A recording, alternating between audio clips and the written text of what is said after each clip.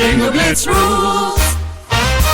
If your bingo has ads in it, That's not a bingo. if it doesn't have the coolest tournaments, mini games, and the most breathtaking design, Nope, not a bingo. if your bingo moment makes you feel so excited that you just want to burst in joy and scream out loud, bingo! Sorry, so you're playing... Bingo Blitz? Now that's a bingo. Go for a world of excitement with Bingo Blitz, the #1 free bingo game. Download Bingo Blitz and play for free. Now that's a bingo. Listen closely. That's not just paint rolling on a wall. It's artistry. A master painter carefully applying Benjamin Moore Regal Select eggshell with deftly executed strokes. The roller lightly cradled in his hands, applying just the right amount of paint. It's like hearing poetry in motion. Benjamin Moore, see the love.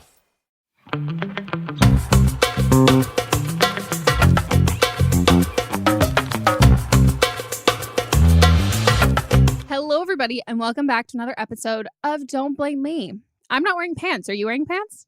I'm wearing literally shorts that I've had since like 2002 when I was a cheerleader. Yes, they're my bloomers that go under my flyaway skirt that I had. Love it. so retro. So Yes, they're chic. very retro.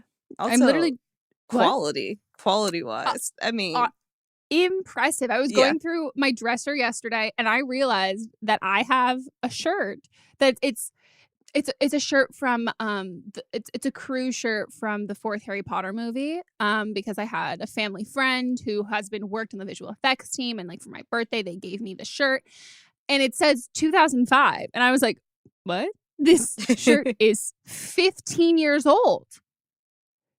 Right? yeah. 15 years. Like I don't, it's so wild to think now that like I'm at the age where I can have clothes that are like the age of people, like, you know, giving hand jobs. Like that's insane to me. Like that's insane. That's insane to me that's where your mind went. Yeah, 15. That's not, but like, you know, like Yeah. I wasn't giving hand jobs at 15, 16, but not 15. But like, what? It's just so wild to me that like now I have clothes that are that old. Like when you like are younger and some like an adult is like, oh, I've had this for years. I've had this since I was your age. And now I'm like, oh my God, I have this. And the thing that is a t-shirt with a Hungarian horntail on it. I mean, but that's very you. It is. And it's very soft. I love it. It's a good time. Well, this is Don't Blame Me, guys. It's an advice podcast. If you want to call in for an upcoming episode, our phone number is 310-694-0976. And international listeners, you can send us an audio message at meghanpodcast@gmail.com. Should we give some advice? Let's give some advice. I'm so awake. Woo, me too. If you guys didn't know, we now changed our recording time from like 4 o'clock to 9 a.m. Good morning. It's really more like 9:30 by the time we get on. Yeah, but like we say 9. But if we said 9:30, we would start at 10. Yeah. So this is correct. We're being self-aware. Hi, Megan. So I'm calling in because my boyfriend is starting to get fat.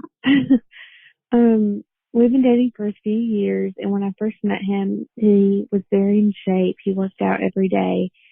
And that's the kind of body type that I like, is very muscular, and he knows that. And we've been dating a few years, and this last year he's kind of just let his body go.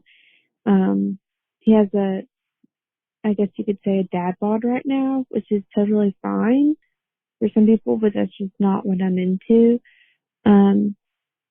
So just kind of starting to grow a belly, and it's just not attractive to me. It kind of turns me off, and I don't really know what to do. I don't know what to tell him without sounding like an ass. I've tried to motivate him to work out.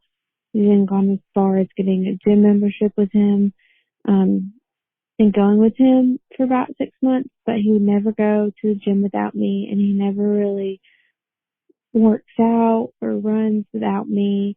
So he's just very unmotivated to work out or do physical activity besides what he does at his job.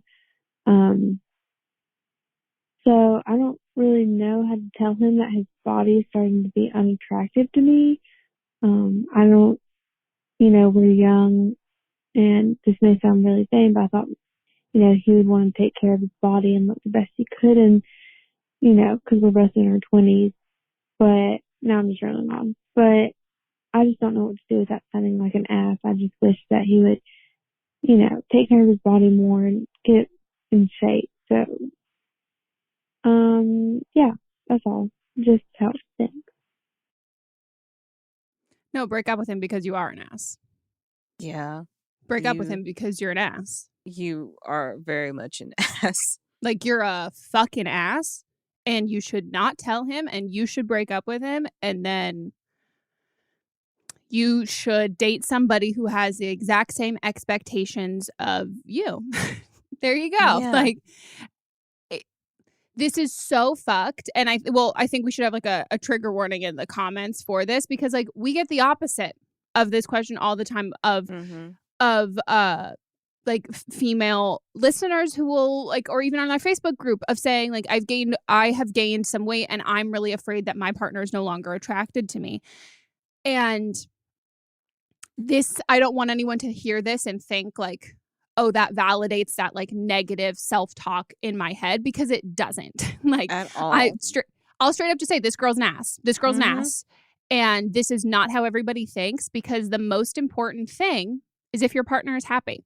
If your partner is happy, who gives, like, what they look like, your partner's responsibility is not to be attractive to you. You're attracted to your partner. That's why you're with your partner. But your partner's responsibility is not to work so hard to make sure and go above and beyond to make sure that you remain attracted to them, and regardless of what they fucking feel and think about themselves.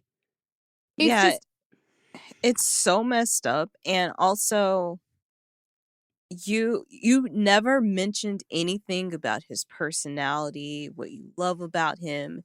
So it seems like that you're very shallow, and all you care about is how he looks physically. You said you got with him because he was muscular, and you thought that you guys would keep up with like your body type throughout your relationship. Most people in relationships do not. Like, that's when you get the most comfortable, because you know that the person that you're with is with you because they love who you are and not what you look like. Also, like, what else?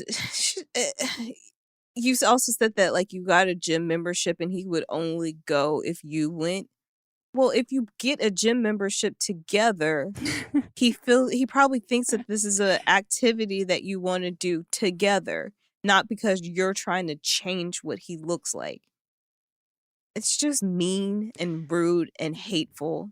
And it's not about what he wants. You're not thinking about him at all. You're literally thinking of him as his role. Only sole role is to be attractive to you. And how can he be the most attractive to me? And how can I do that without sounding like an ass, even though it is an ass feeling? And it is.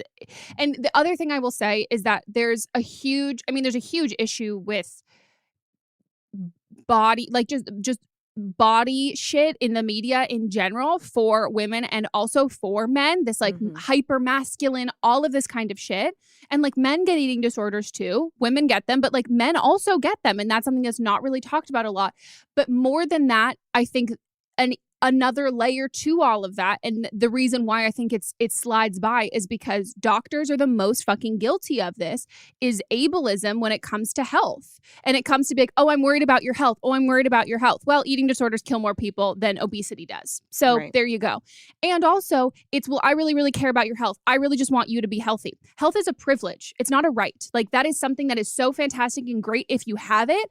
But the idea that like you can only lead a peak best personal life if you are healthy is erasing everyone who is born not considered traditionally or like medically healthy, or like as they go through their lives, something happens or they have a chronic illness or any of that other shit that it's like, well, no, I'm just worried about your health. How about mental health? How about that? And like, if for you personally, staying in shape, really like working out releases endorphins for you and it makes you really happy, then that's great. But you can't project that feeling onto somebody else. And if it's like, oh, I'm really worried about someone, oh, they're overweight and I'm worried about them with like heart disease and all of that kind of shit.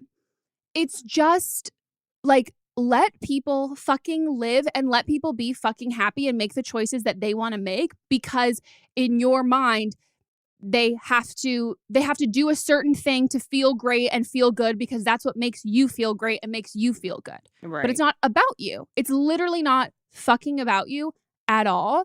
And I think that the only thing, if you want to claim like, oh, I'm worried about like so-and-so's health, the only thing that you can say that with is, I just want you to get a regular checkup every year. That's the only time you can, like, not like, oh, I want you to lose weight for your health. I want you to do this for your health. I want you to get a regular checkup. Right. I want you to be in tune with your body.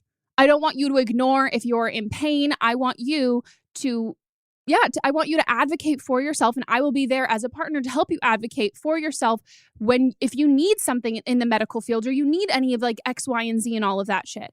But I think people get away, or I know people get away with that, like, oh, be healthy. Let's health.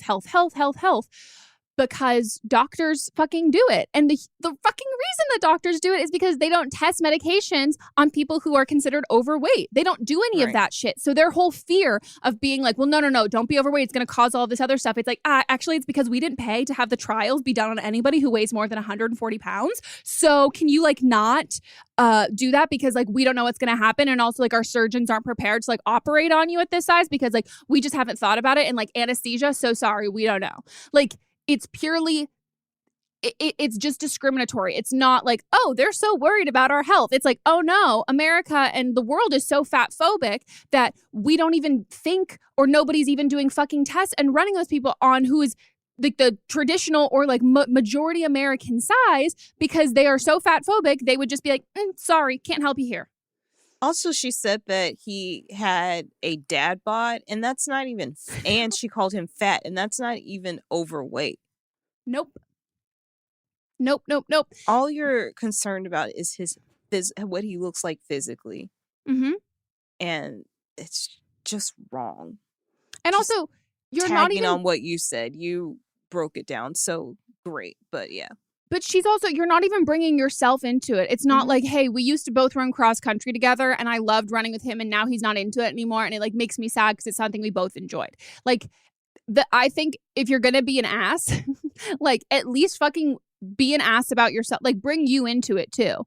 Like say something along the lines of, fucking commit. Say, I've kept my body in shape. Like, I'm working so hard to, like, stay, like, exactly the size that, like, he wants me at. And I'm doing all of this stuff. Like, why isn't he doing it for me? Like, you're not even doing that. You're just, like, going after him. And again, I really want to make sure that people listening to this don't think that this is a thing. And this is, like, an overall sort of, like, response in a partnership of, like, gaining / or losing weight or whatever.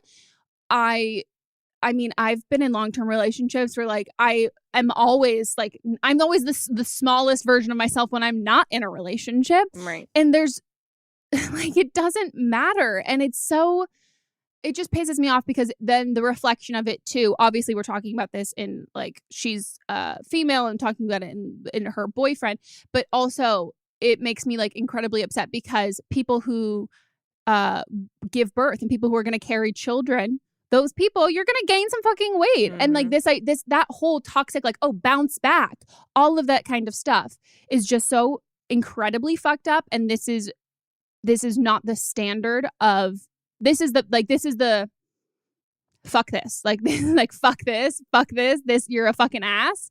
And I don't want anyone else to think that this is what your partner thinks, because there is no way this is the only issue in their relationship. And if he fucking called in, we would hear some other shit. So if you've got a great, happy relationship, your partner is amazing, and you're hearing this call going, oh my God, does my partner think this about me? Your partner does not think this about you. Right. Because I guarantee you that they have some other fucking shit in their relationship, and it's a load of shit. it's a load of fucking shit. Load of fucking shit. Hi there. I am 23 and got an interesting situation that I've been brewing on for a couple of months for you guys. My fiance and I have been together since high school, or at least been friends since high school. And I have, as a result, been in his little sister's high school. She was in 3rd grade. We are really close. She doesn't have any sisters, so definitely sees me as the older sister. And last summer, I was with her and her other brother's girlfriend on a trip with their family, and I was just letting them know, like, girl to girl, I'm here for them if you ever need anything, that they can always ask me any questions under the sun or go get birth control or whatever it is that they may need. And then that kind of spiraled into talking about, like, I guess what levels of intimacy we've had with people. Keep in mind, she was like almost 15 at the time we had this conversation. And she straight up asked me if I was having sex with her brother, and I said no, which was a total lie. We grew up in a pretty Christian setting, and it just feels so stupid. Like, she knew that we had done everything up till that, but I just felt like, I don't know, I was poisoning this image that she had of me as a 14-year-old. And now I'm like stressed because one day she's going to ask me, like, oh yeah, like, what was your first time having sex like? And then what do I do? Am I like, oh yeah, on our wedding night we did it and it was fine? Or do I like be honest about what actually happened? Or I'm just so stressed about it. And I don't know, you're probably never going to use this call, but if you do, maybe someone out there has a similar situation. I don't want to like be her savior or hide stuff from her, but at the same time, I was really scarred by my older sister when she was pushing me to have sex as an 8th grader. So yeah, trauma, right? But hey, I see a therapist, so we're good. Also, I'm a Capricorn, not sure if that matters, but yeah, thanks for any advice you can give. Have a great day. Bye. I'm sorry, but this is all on you. Like, you overstepped your bounds to a 14-year-old that you're not, like, yes, you've been in her life this whole time, but she's 14. You're not her sister. You're not related to her. You can't tell a 14-year-old, like, I'll go buy birth control for you, and then be like, oh, but no, I'm not having sex. Like, she's not a fucking idiot, first of all. Second of all, you should have never started this conversation because this is not a conversation for you to have with her. And third, do you really think that she's going to ask you about having sex with her brother? That's what I'm saying. First of all, bold as fuck 14-year-old. Are you guys boning? Like, that to me is like a whoa. I agree with you. I think it's a very sweet gesture to offer birth control. I think that's great. I think if you're going to do that, though, you have to be prepared to have like a whole ass awkward conversation. And like, then like you have to be, I think if you want her to be so forthcoming and honest with you, like, you can come to me for anything. I think that's great. But you then have to also be forthcoming and honest with her to a point that is okay for a 14-year-old. And I think if you felt uncomfortable telling a 14-year-old you had sex, then I also kind of think that maybe it was a little too soon to have that conversation with her and like say like, hey, I'm like happy to get you birth control and all of that, because I mean, you should talk to your friend's family, whatever. Like, it's her boyfriend's family. Like, I think that this was not your lane at all. You shouldn't have been having this conversation. I think that I think you wanted to recreate what you would wish had happened for you as a kid, and like what you wished that conversation had gone like with you, because whatever the fuck, your sister fucking pressuring you to have sex in 8th grade, fucking weird. Like, that is super weird. And I think you are trying to recreate that and be the most supportive that you can. And I get that. And I could totally see myself doing that. But again, it would need to be I think that you just came in a little too hot. I think you needed to open the conversation and just have said like, hey, I know you have a boyfriend now. And like, like, I know, like, always have considered you like a little sister. And so like, if you ever need boy advice, like I'm here, and then be done. And that's it. Yeah. But like going explicit and saying, if you need me to get you birth control, like that's also a conversation. I don't know what your relationship is like with his parents, and like, not that you should tell his parents that their kid is going on birth control, but she's the one that offered. That's the thing. That's what I mean. Like, is she close? But if she's close with her parents or her mom, like maybe that conversation, like, don't rob the mom of that conversation, or the parents have robbed that conversation, or maybe that she is confident and comfortable talking to her parents about it, and then her parents are like, why did you offer to get her birth control? Like, that's it's not necessarily your responsibility. But again, I get if it's like a very Christian town, all of that, but I do think that you should have just opened the door instead of kicking down the door and then being like, how do I put the door back together? Because that's when you break down those boundaries. It's the thing with talking.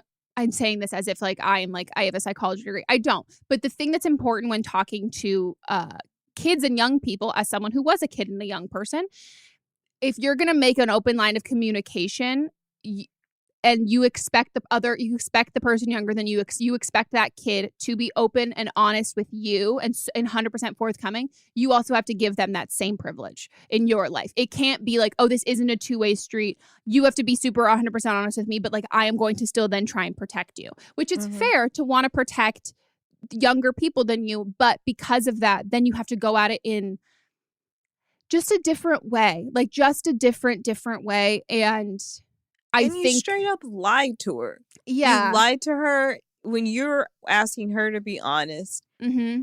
And I would be so pissed off if some other, I know this girl doesn't have. Well, you guys are sisters. But I would be pissed off if I found out that an adult woman asked my 14-year-old sister, said that she would get her birth control. Yeah. Like, and I understand you've been in her life, but if she's not coming to you with the information saying, hey, I'm thinking about having sex, my parents, they're, they're super like religious and they won't get me birth control, that's a different story. But you open the door for all of this.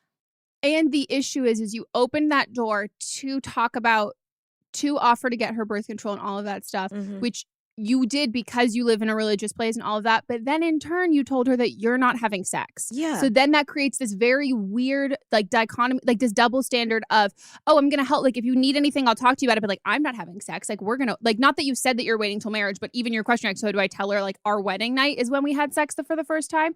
So you're not actually achieving what you set out to achieve, which is to kind of like break down the standards of where you live and let her know that, like, hey, it's okay if you have sex before you get married and blah, all of that kind of stuff. But again, there is such a thing as information overload for a young person, especially when talking about sex, because there are the parents and the parents' guardians who never fucking told their kids about sex at all. Nothing. Maybe they were taught abstinence, religious associations, all of that sort of stuff. Save yourself for marriage, or we just never fucking talked about it. And that's a huge majority that's a huge group of people. And then there are people who is information overload. I was an information overload kid, like complete too fucking young to hear about explicit things, too fucking young for all of that. But I mean, that's also story of my life. You can read it in my book.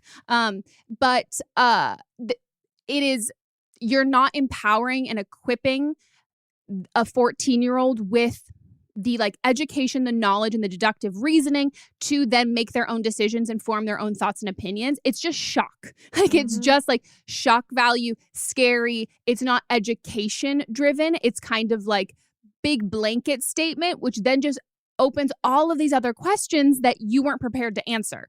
And so if I were you, I would then go to her and I would say, hey, I've been thinking about this a lot lately, and I'm realizing that I definitely crossed a boundary with you, and I shouldn't have said that. I shouldn't have offered that. I don't want to take the place of your mom. I don't want to rob your mom of those experiences with you. I'm not going to tell your mom that you and I had that conversation, but I would really, if you feel comfortable once you get older, at any age, go to your mom, talk to her about these kinds of things, and always know if you have other questions, I will always be here as a big sister. Yeah. And just fucking there. I wouldn't then turn around and tell her parents. I wouldn't do that. I feel like the girl might tell her parents. Like, that's what I mean. I think if the kid will. Yeah, like she might tell her parents, and then like, where does that leave you?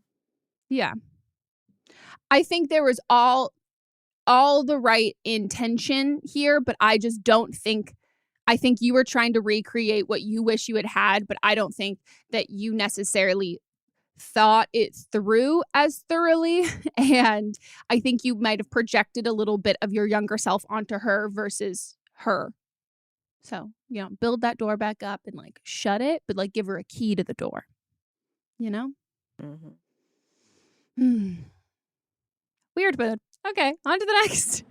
Hi, my name is Melisa. So I'm 29 and I am a Libra. And then the friend that I'm going to be discussing is also 29 and she's a Cancer. She's been married for about 2 years. We've been best friends for about 15 years.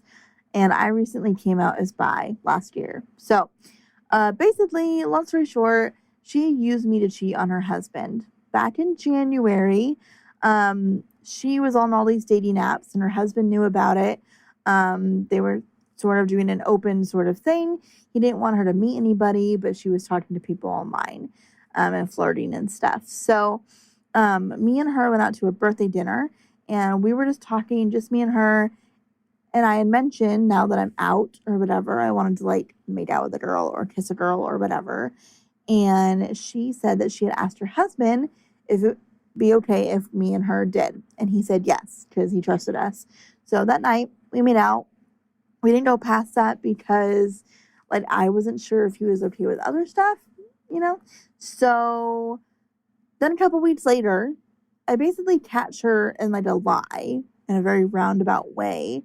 And it turns out her husband didn't know about any of the apps that she was on, didn't know that she was talking and flirting with people, didn't know anything.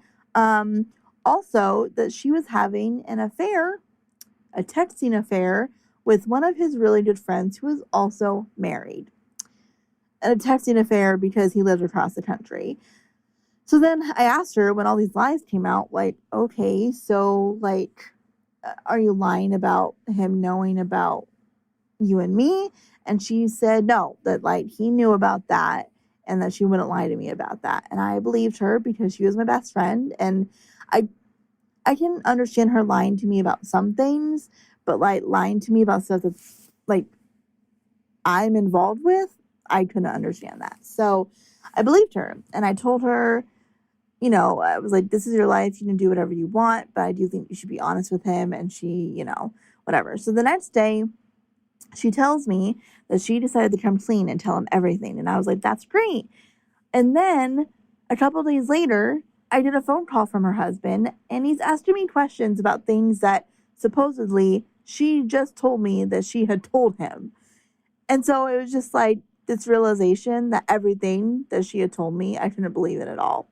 So I asked him if he knew about us, me and her, and he said no. And it turns out she was lying about literally everything, including that.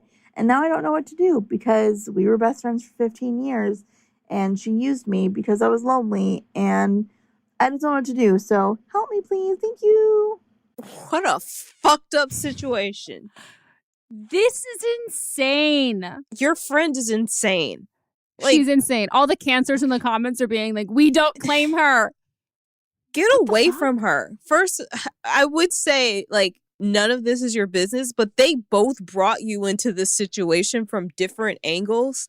Like, she should have never made out with you. I mean, clearly you guys have been, if you've been friends for 15 years, there was probably some attraction there over you can't those make out with your fucking best 15 friend. 15 years. Like, yeah. Once you did that, it crossed the line and you were both interested in going further than just making out. So once you did that, that crossed the line. But then on top of that, she's been lying to you this whole time about not just like about you guys getting quote unquote permission for you guys to kiss, but also all these other relationships that she's having with these other people online that she lied about. And then the husband calls you Like, why is he calling you to ask information? That's all. The whole thing is messed up, and you just need to run. Like, you do not need to be friends with her at all, because all she's gonna do is keep lying to you. This is not new. Like, this is like, it sucks to think that like, oh, 15 years of friendship. No. She's been doing this shit for 15 years. You just didn't know. You didn't know. She got caught because her husband is in the situation, in the picture now. And the reason why he called you is because you are also probably involved behind the scenes as much as you don't know, where it's like, call her. She'll tell you the truth. Yeah. Like, she knows everything. Like, and she's not even like checking with you and be like, hey, can you like make sure you tell him like X, Y, and Z? Like, she's literally putting it on you and making you tell the husband the truth. Like, he didn't just come up with the idea to call you. Like, yeah.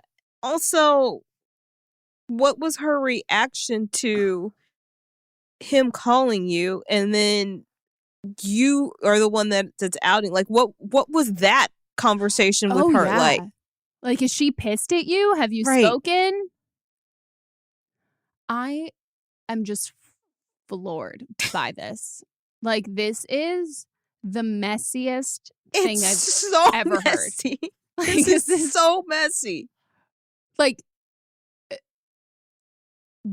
and like, does she have a job? Like, what is she like? This is like, what? Like, you're on dating apps, which, like, how often do like fucking people are like, oh my God, I got off dating apps. It was too time consuming. No, so she's married.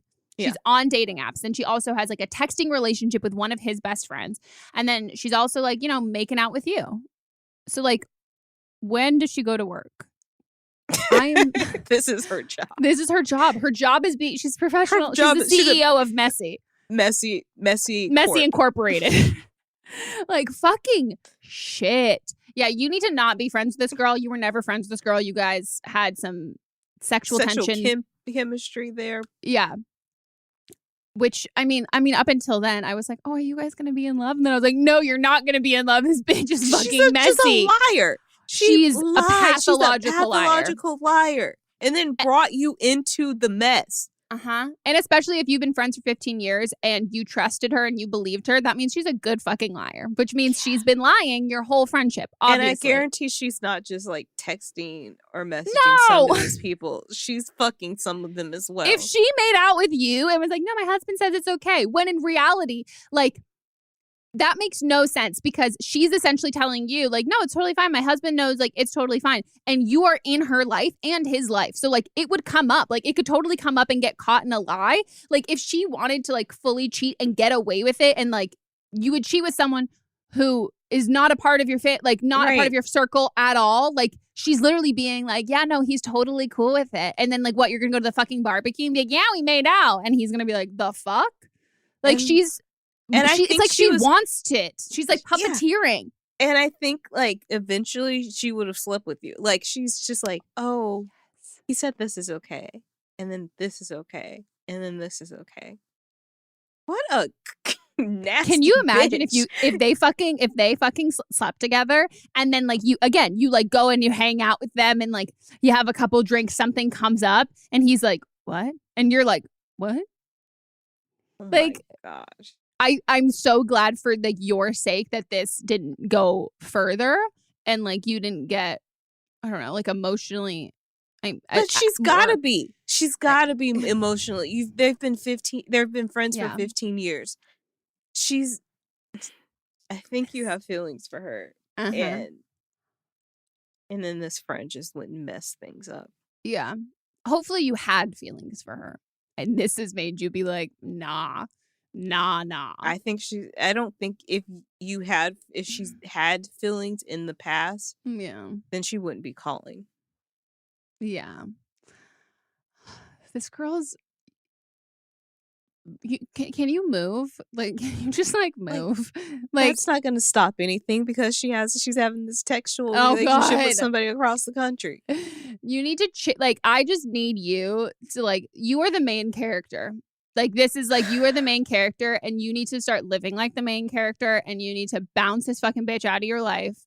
Not friends with her. not friends with anyone who is like endorsing her behavior. Like you need to like really, really cold cut her out. Like you need to have no mutual connections with her anymore, because like at some fucking point she's gonna use you as like an alibi to like hide a body. Yeah. Like it's like plot twist. The caller ends up the husband. Could you imagine? Now that is a main character move. Yeah. That is a main character move. Don't do that. Don't do it. No. Because then that makes you mayor of Messyville. Yeah, and you just want to move out of Messyville. Yeah. You don't want to be a resident of Messyville anymore. It's not a good time. Holy shit. What a story. Truly. What a story. We're going to take a quick break, guys, and we'll be right back.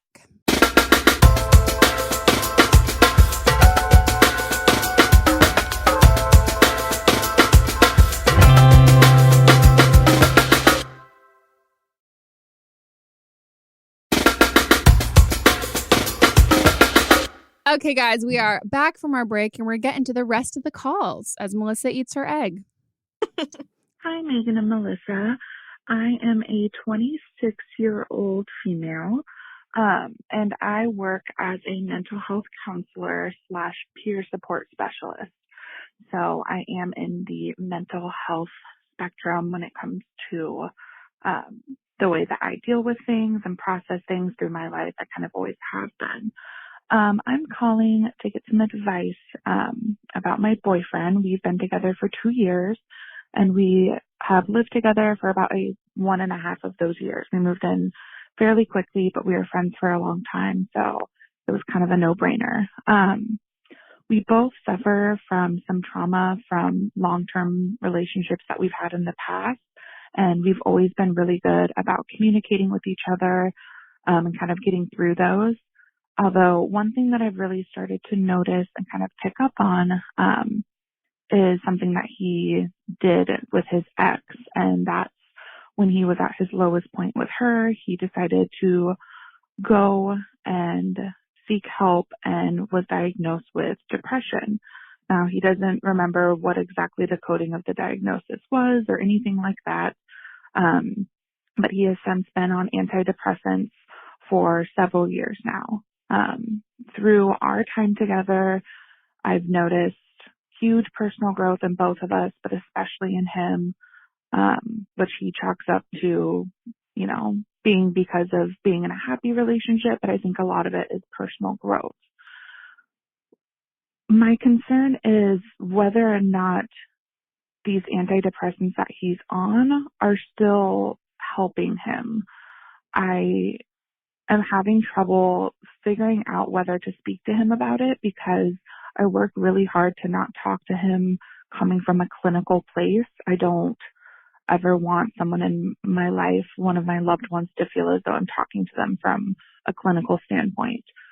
But I've just noticed that the medication doesn't seem to be something that he needs.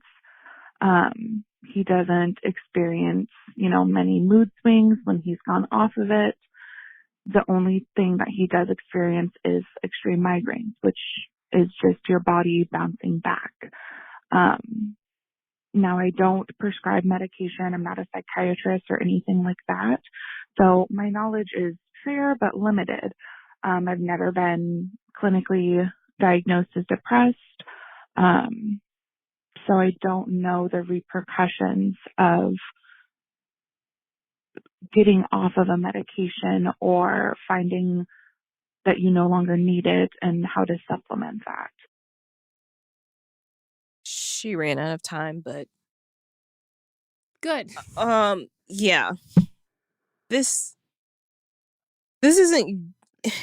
I know that you're concerned for him, but you're not a medical doctor. Also, you're too close to the situation to have a fair assessment.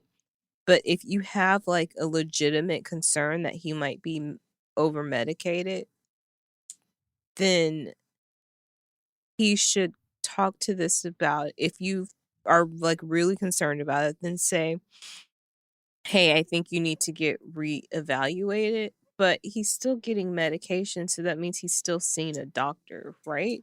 Yeah, and he's not over medicated, and that's not her issue. Like, it's, I don't know if you need it anymore because like you're happy and like you're doing and good. That's not how and depression works. No, and that's also why he's on antidepressants. And like the idea, I'm gonna fully say like this is super fucking problematic. And I don't know if you're in therapy, but you as a person should be in therapy, because this is a very, very, very, very fucking dangerous mindset to have when it comes to clients as well.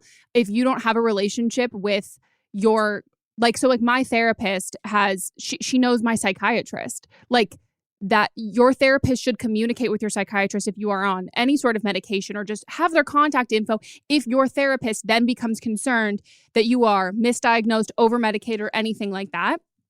And so if you are working with patients and you do not have relationships with their psychiatrist, and you know that they are on medication, and you then are curious and wondering, all of this sort of stuff, those questions you should have, you talk to your client's psychiatrist. Like, that needs to be like a mutually exclusive relationship. But if you are a counselor where that is not a part of it, then you need to butt the fuck out of your clients as well.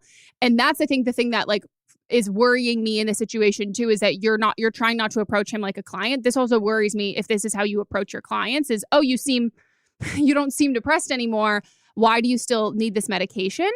And he's happy. Like, he's happy and he's doing so well. And he chalks us up to like being in a good relationship, but then also being on antidepressants. And your thought is, he doesn't need them anymore. He was only on them for situational depression because he was in this relationship. And as somebody who's been through both situational and clinical depression, that's not your call to make. And also, situational depression can exacerbate clinical depression. And he might not have known that this was something that he felt. And it might have gotten to a point where then this relationship and this situation that he was in brought him to his lowest low, which was what most people need to then get medication. Most people don't go when they're when they're a functioning depressed person.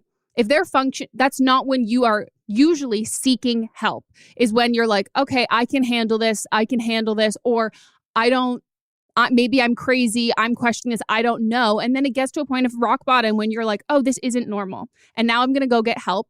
And he's going to go get help, and he's seeing a psychiatrist, and you've never been diagnosed with clinical depression, so you don't know. And this also, you didn't fix him. You didn't fix him. He's in a happy relationship. He was in a shitty relationship, and he's also on antidepressants. None of those things are related. He's not on antidepressants because of last relationship. Maybe he was given the opportunity and he had the strength in him and was in a bad situation that he needed to take care of himself, and he chose that at that time. But it is not his ex-girlfriend's fault that he's on antidepressants, and it is not your responsibility nor you that he is now happy and does not need the antidepressants anymore. Also, why is he going off his medication? Because you said there are periods of times where he's not. So the only thing in my mind that makes sense of that is if he's going off of his medication for small periods of time, and the only side effect he's experiencing are migraines after going off of his antidepressants, and it's not like he's not going off it for a long period of time. It's in like oh shit, we're on a 4-day vacation and I need to get a refill. I'm a couple days in between. I've like forgotten to get it, or my psychiatrist is out of town. And it's that if he's going off of antidepressants for months at a time, his psychiatrist knows that. Like, that's a communication that you would then hear from there. And more than anything, he's going off antidepressants is not like an easy feat at all.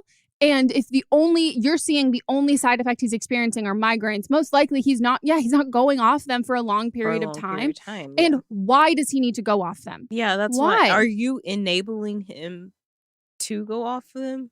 Or is it just like they're going on trips and she's noticing something? Yeah, I don't know. And I also you're not talking about his experience with, he's feeling like the side effects are outweighing, like the cons are outweighing the pros at this point, and like he doesn't feel like, but the way you're talking about it is he's had a very positive experience with his relationship with antidepressants, and you are like, okay, so then like don't use them. But like, what's the fucking issue with him being on antidepressants for the rest of his life? What's the issue?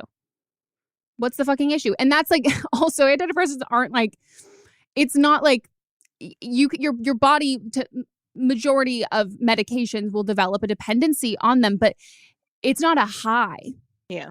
Like this isn't something that it's like an unsustainable, he has like a problem with his a dependency that is alarming in like detrimental to his everyday life. That's not what it's sounding like. And also like people are on antidepressants for the rest of their life. And like, that's what the reason is they're balancing the chemicals in their brain and it helps them do that. And so it's great. Like, that's awesome. Like, they're at the level that maybe he's now at the level of serotonin that you have. And like, it's not a quick fix. And it's also you shouldn't be getting in the way. Like, I feel like if she has a legitimate concern, she doesn't, which she doesn't. But if let's say somebody, a listener, they had like a legitimate concern, it's not your place to say that they need to go off medication, but you could recommend that they get a second opinion. Yeah. That's the only thing. Like, you can't like say he needs to go off the medicine. They should just get a second evaluation and leave it at that. This is so above your realm of knowledge in your profession and also personally, because you don't have personal experience with this, and encouraging anyone or questioning if anyone needs medication is erasure for mental health. Like, it is. And it's bullshit. Like, I know there are some therapists who are very like anti and like, we just do therapy. We don't want you to be on medication, blah, blah, blah. And like, my fucking, our couples therapist is like, hell yeah, medication. Fuck yeah, medication. Like, it's a great combination. Like, I can't fix chemicals in your brain. Like, I can help you talk to your brain, but I can't fix those fucking chemicals in your brain. I can't. And like, there are some cases and like sometimes people can like live with less serotonin, but other people can't. And my job and my responsibility, I want you to live and be the happiest version of yourself, and whatever that you ever fucking need to do that. And yeah, this is just, it's problematic. Like, it's truly just like a problematic stance to have, especially from someone who works in the mental health field. And I will apologize for being harsh, but also as someone I'm a peer of you, I'm 26 too.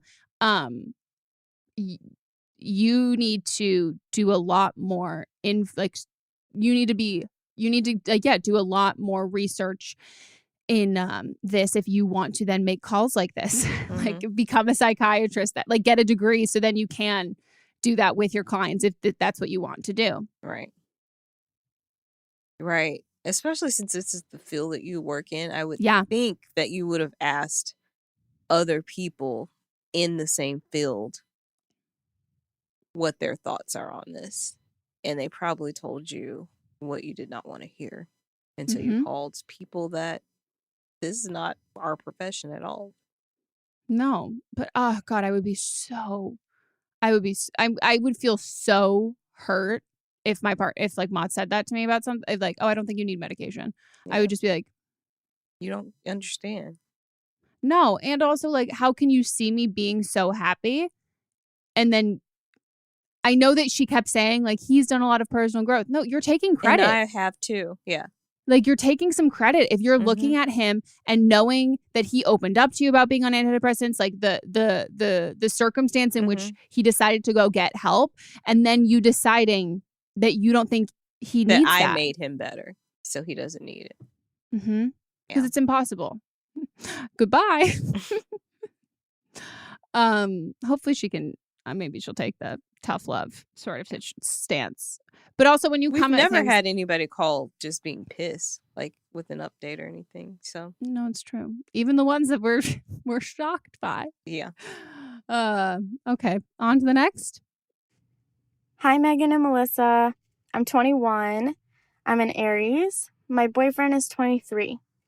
I'm calling for advice. We've been dating for about 8 months, and there's no other way to say this, but his cum tastes really bad. I feel really guilty saying that because I want to go down on him, but every time I know he's about to come, I start gagging, I want to puke, and I dread it. And I've never experienced that before. I know that food can contribute, but in comparison to my exes, I know that my current boyfriend has a much healthier lifestyle. So I can't really think of what else it could be, and I really don't know how to bring this up to him. I haven't been able to talk to my friends for advice because I don't want him to feel embarrassed, and I honestly just don't want them to know that information. I feel like it's private and I would be embarrassed. So I would really appreciate some advice.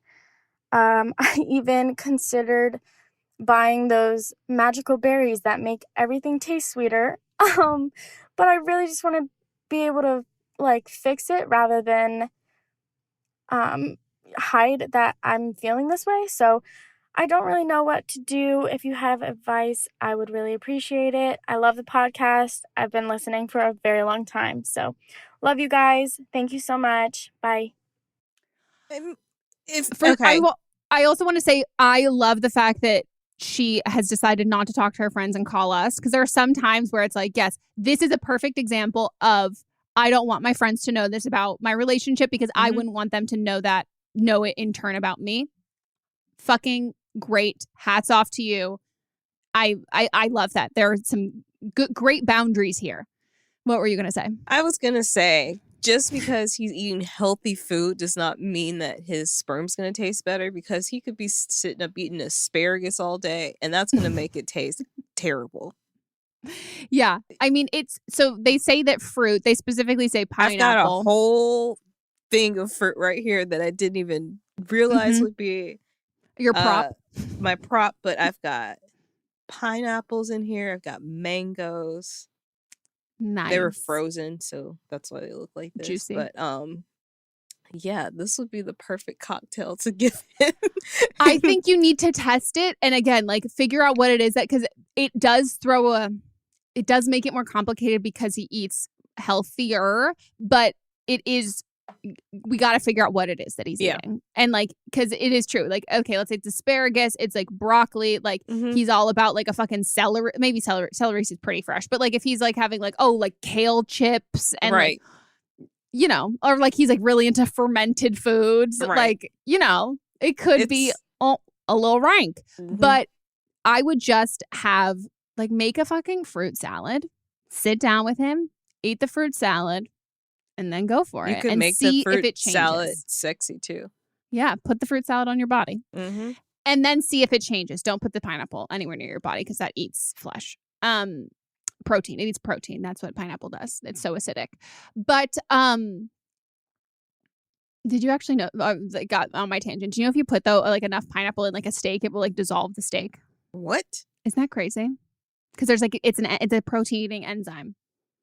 As someone who's allergic to pineapple, I know a lot of pineapple facts. I mean, that makes sense.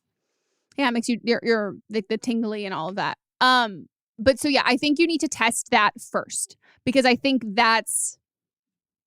then you need to exhaust all options before you have a conversation with him. Because I agree, it is going to hurt. It is not going to feel good for him. It's going to be, it's up there. I would say it probably, like, aside from like cisgender men, the stereotypes of what hurts is you have a small penis, you're bad in bed, your cum tastes bad. You know, like there are like, or you're those are kind of like the big blows when it comes to like intimacy for cisgendered men. Blows. So what? Big blows. Big blows. So I would figure that out first, if it is his like weird healthy diet, and if it can change with fruit. Doing a lot of protein too. If he's like, that makes if he's dehydrated, awful. Yeah. If he's not drinking a lot of water, and then it could also be medications that he's on as well. Oh, true. Any vitamins too. I think there's some vitamins that can fuck with that. So then if all of that, like, does fruit salad, everything comes back like normal, all of that stuff, just like don't have him come in your mouth. Yeah. just like when he gets close, and you can even, and again, say if you want to save his ego, then I would just say something along the lines of that your like gag reflex has been bad recently, or like it's a lot, or like you come think on my tits. Yes, you can That make would- it hot. Yeah. Yeah, it's like I like it. Like I really like it when like you come on my tits, like that, or like anything like that. I think you can skew it to be a sexy sort of thing. And if he's giving you warning, because you said that like when you know it's gonna happen, you like just like start preemptively gagging. So so you can always just like, move off, throw a hand on there, and like I think I would avoid telling him as much as you can. Mm-hmm. Because if you're watching and it's like no matter what he does, he can't change it, then it's like, what the fuck is he supposed to do with that information? Right. Like, ooh. And it also, maybe you guys just have like different chemistry, like, I mean, like, one person's stank jizz might be another person's ambrosia. Sweet. Ooh, yes. Everyone just do whatever. Everyone needs to start doing what they're comfortable with, and not assuming that other people are also doing stuff that they're uncomfortable with. It's true. Very true. So, best of luck. Let us know how it goes. I would love an update with his diet, and if like the excessive I fruit. thought you were gonna say with his dick. No. With excessive fruit and well hydrated. I would love to know if it affects it or changes it. Mm-hmm. I wonder what else is like medication, vitamins. I'm trying to think of anything else. I would think hot tubs probably. Oh yeah. Ooh, so like warm. Because I mean, you can like make yourself sterile. So like. Oh yeah, you can like cook them. Yeah, so it's coming out, I think, like rancid. Yeah, like spoiled. Mm-hmm.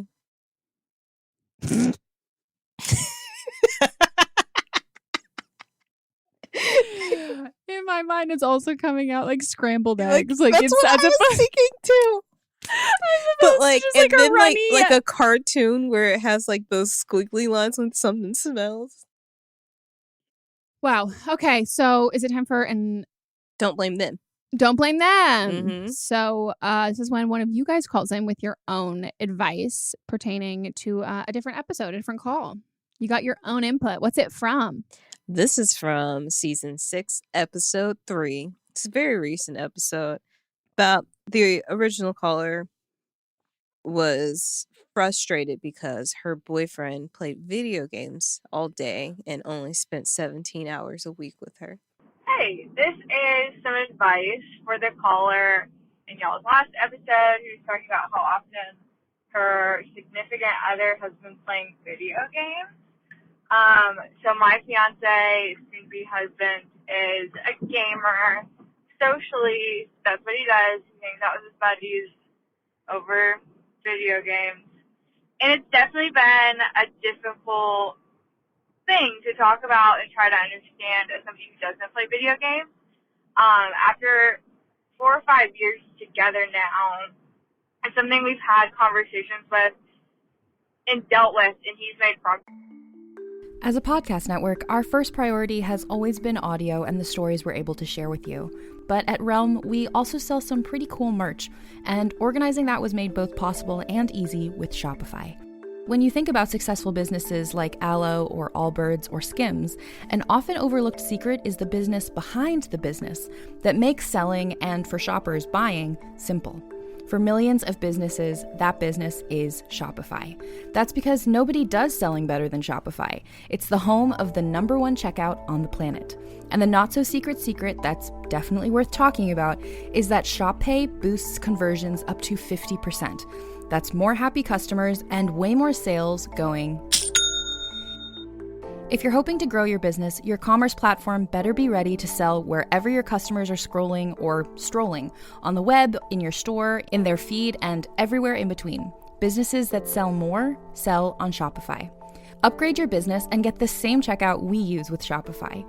Sign up for your $1 per month trial period at shopify.com/realm, all lowercase. Go to shopify.com/realm to upgrade your selling today. Shopify.com/realm.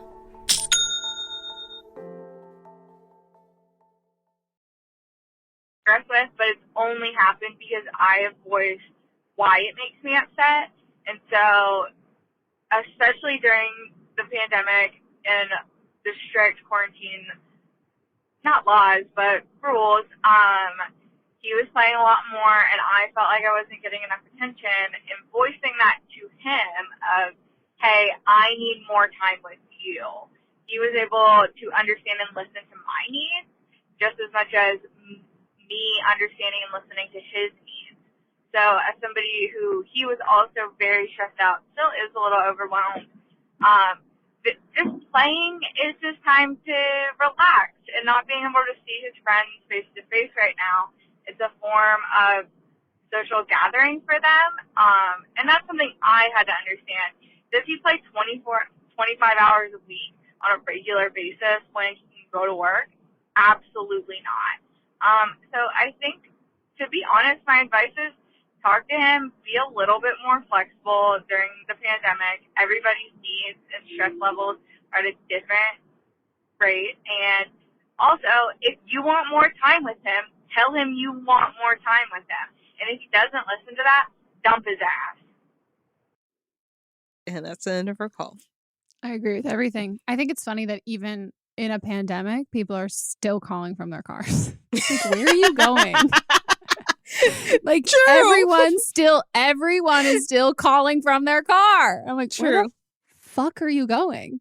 Well, guys, that is it for our episode. If you want to call in for an upcoming one, you can leave us a voicemail at 310-694-0976. And international listeners, you can send us an audio message at meghanpodcast@gmail.com. What else? Follow us on Instagram. YouTube change. Oh, yes. YouTube change. We are starting a new channel for the podcast episodes. Wow, I'm so glad you reminded me. This is going to be on my list of the things. I reminded it because we've been getting millions of emails from people subscribing, so I had to go in and turn the notifications off. Might be. So we're now going to be uploading this on a Don't Blame Me podcast YouTube channel account. So it's not going to be on my channel. It's going to be on Don't Blame Me YouTube channel. So yeah, it's just fucking easier that way. And truly the thing that is the most important in this for me is that when I have I was telling Melissa this, when I have the podcast account videos going up every Monday, in my mind, I'm uploading YouTube videos. I am not uploading YouTube videos. I'm uploading podcasts. And I need to actually upload YouTube videos, and I need to the swift kick in my ass will be the fact that there are not other videos going up on my channel to look like I'm uploading. So that's what we're doing. This is going to be self-care and motivation for me. So please do me a solid and subscribe there, because that's the only place that we're going to be having the video version of the podcast from now on. And yeah. Oh, follow us on Instagram. Follow our individual Instagrams.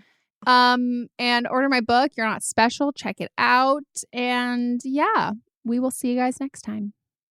Goodbye. I almost blew a kiss, but I was like, why would I do that? That's not me. Thank me you for being being weird, here today. that's me. Not. Yeah. I can't even. How do you do it seriously? Wow, I hate us. Okay. Goodbye. Goodbye.